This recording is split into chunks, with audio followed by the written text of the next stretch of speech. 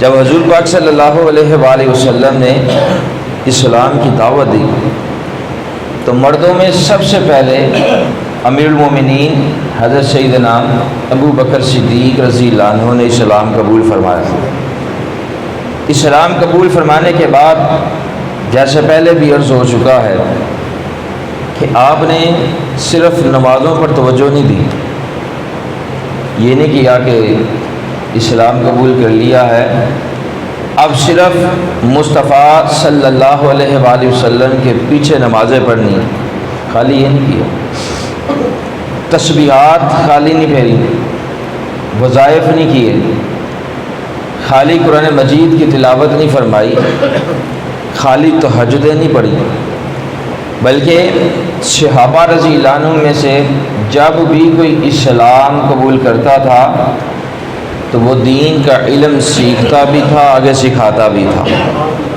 یہ اصل اسلام ہے۔ آج کے پرفتن دور میں اللہ کے گھر کو بات کرنا یہ بڑی اچھی بات ہے، وہ خوش نصیب ہے کہ جو مسجدوں میں آ کر اللہ کے گھر کو بات کرتے ہیں، کائنات کے خوش نصیب لوگ ہیں کہ اللہ تبارک و تعالیٰ اپنی بارگاہ میں کھڑے ہونے کی ہر ایک کو توفیق نہیں دیتا، اور جس کو وہ توفیق دے دیتا ہے وہ اس کو اللہ کا لاکھ لاکھ شکر ادا کرنا چاہیے کہ جو باہر بیٹھے ہوئے ہیں، جو جوا کھیل رہے ہیں، جو برائی والے کام کر رہے ہیں، وہ بھی تو انسان ہیں، ہم بھی انسان ہیں، وہ بھی انسان ہیں، لیکن شکر اس بات کا کرنا چاہیے، مولا تعالیٰ شکر ہے کہ تم نے برائی سے دور رکھ کر ہمیں اپنے گھر میں آنے کی توفیق عطا فرمائی، یہ سب سے بڑا اس کا شکر۔ اور پھر نماز پڑھ لی،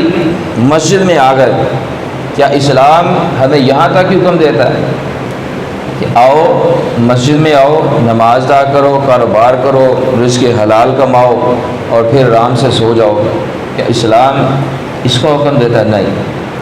یہ جو نماز ہم پڑھ رہے ہیں یہ ہم اپنی آخرت کی تیاری کر رہے ہیں، اپنے لیے نماز پڑھ رہے ہیں، وظائف کر رہے ہیں تو اپنے لیے کر رہے ہیں،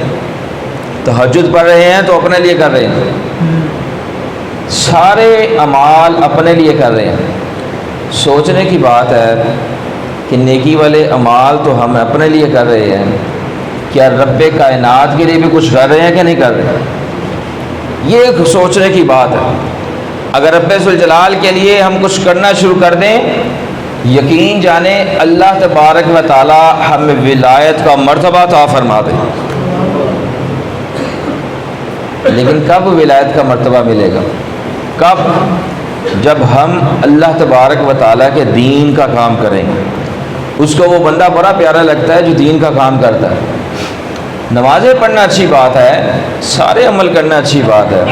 لیکن صدیق اکبر رضی اللہ تعالیٰ عنہ نے جب اسلام قبول فرمایا، آپ نے نمازیں بھی پڑھی، آپ نے یتیم کے سر پر ہاتھ بھی رکھا، آپ نے جنازے بھی پڑھے، آپ نے غریبوں کو کھانا بھی کھلایا، بیواؤں کے ساتھ محبت بھی کی، رات کو آخری پیر اٹھ کر گریہ زاری بھی کی، قرآن مجید کی تلاوت بھی کی، جہاد بھی کیا، لیکن ساتھ ساتھ آپ نے دین اسلام کی تبلیغ بھی فرمائی ہے۔